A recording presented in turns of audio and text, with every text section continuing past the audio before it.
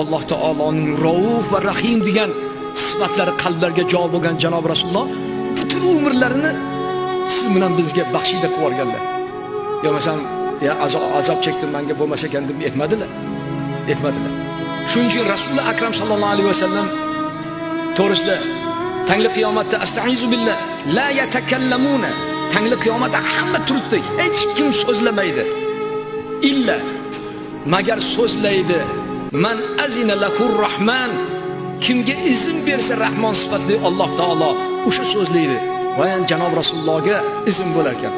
Ey meni habibim, gapirdir ekan tangli qiyomatda, nima deysan? Parvardigorim, meni ummatim jannatga kirmaguncha men jannatga kira olmayman. Ummatim jahannamda azoblansa men jannatda qanday rohat qilaman? Menga va'dang bor edi, ummatingni, ya'ni ummatingga shafaat qilasan degan izn berilishi menga aytildi. Shafaat izmini menga bergin Allohim deganda, meni so'zim haq.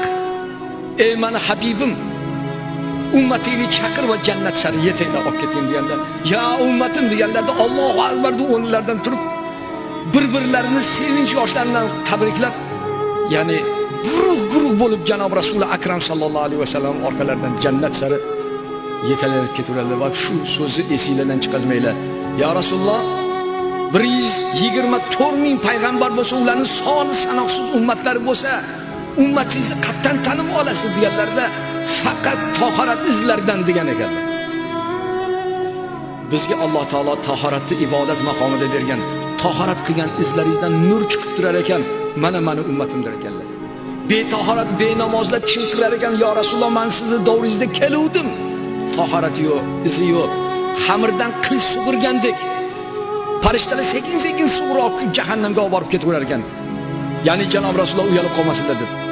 Shuning uchun bitta shior umrbod esingizdan chiqazmang. Va qala Rasululloh sallallohu alayhi va sallam: "At-taharatu miftahis solah va innas solata miftahil jannah." Tahorat namozning kaliti. Namoz bu jannat kaliti. Tahorat yo'q, namoz yo'q, jannat yo'q. Shuni unutmang. Biz bandalikka kelganmiz. Abdu degani qul degani. Ruslarda ham aytuvzu ali rabboji deb, rabbochi degan so'zdan olingan. Biz Alloh taologa qulchilikka kelganmiz. Qo'limizdan kelgancha ibodat qilib Allohni rozi qiling. Mehnat qilsangiz mehnatingizga baraka, xonadoningizga nur, barakat, tanajoningizga salomatlik ato qiladi.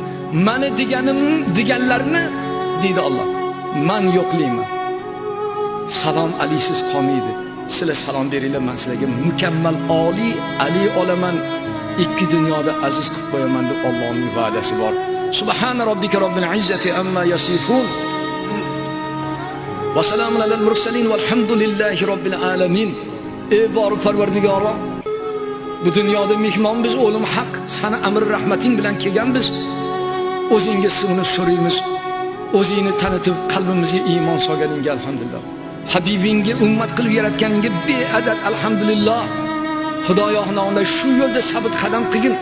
Shayton vasvasasidan barchamizni o'zing omon tut, aylagin toki tangli qiyomatda seni bu dunyoda bergan ne'matlaringni rizo qilgan ahli insof, ahli iymonlar qatorida turib rahmatingga va jamolingga musharraf aylagin.